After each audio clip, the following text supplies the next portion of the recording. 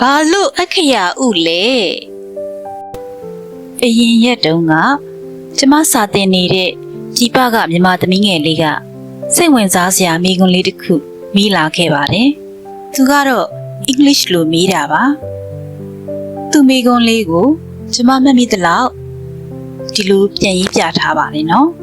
အခရာချင်းအတူတူအခရာဥကိုကြတော့အခရာဥလို့ဖတ်ပြီးခါကြီးခါခွေးကြတော့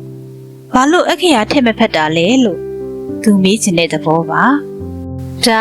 အသက်9နှစ်အရွယ်သမီးငယ်တစ်ယောက်ရဲ့ပြီးခွန်းမှာကျမအပါဝင်အခုဒီဗီဒီယိုကိုကြည့်နေတဲ့သူတွေရော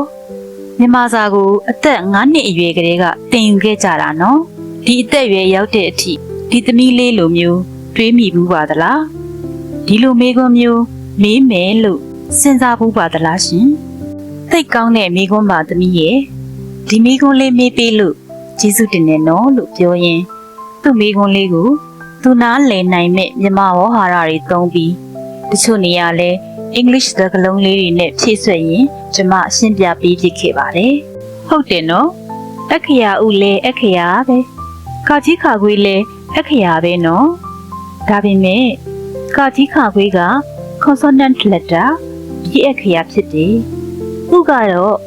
vowel letter တရအခရာပေါ့မြန်မာစာမှာ consonant sound တွေကိုဖော်ပြတဲ့အခါ consonant letter တွေနဲ့ပဲရေးတယ်သူကတော့ရှင်းတယ်လေနော် vowel sound တွေကိုဖော်ပြတဲ့အခါကျရင်တော့ vowel letter တွေနဲ့ရေးလို့ရတယ်လို့ consonant letter နဲ့ vowel sign တွေပေါင်းထားတဲ့ spelling words တွေနဲ့လည်းရေးလို့ရတယ်ဥပမာ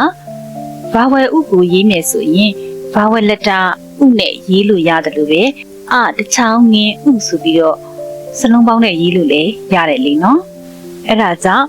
ဥလို့ဖတ်လိုက်တဲ့အခါ vowel letter ဥလားတချောင်းငင်းဥလားကိုယ်ပြပြသိစီခြင်းလို့ is letter ဥ not spelling ဥဆိုတာကိုသိကြစေခြင်းလို့ဥရဲ့ရှေ့မှာအခရာလေးထည့်ပြီးတော့အခရာဥလို့ဖတ်ရတာပေါ့ကွယ်အဲ့ဒီလိုရှင်းပြလိုက်တော့လေI get it ဆိုပြီးတော့ကြတော့ကလေးဟာကျင်းနေသွားပါတယ်ဒီထက်ပိုတိကျသေးကြတဲ့အကြောင်းရင်းလေးတွေသိထားတယ်ဆိုရင်လေ comment မှာပြောပြပေးခဲ့ပါအောင်နော်ဘယ်နေရာဘယ်ဒေသကပဲဖြစ်ဖြစ်မြန်မာကလေးငယ်လေးတွေမြန်မာစာသင်ကြားခွင့်ရနိုင်ဖို့မြန်မာနယ်မှာမြန်မာစာ online တန်းလေးတွေဖွင့်ပေးထားပါတယ်ရှင်ကိုတတမီမီလေးတွေကိုမြန်မာစာအခြေခံခိုင်မာစေခြင်းတွေဆိုရင်တော့မြန်မာနယ်မှာမြန်မာစာ online တန်းလေးတွေကိုသိချစုံစမ်းပြီးခုပဲအနှံလိုက်တော့နော်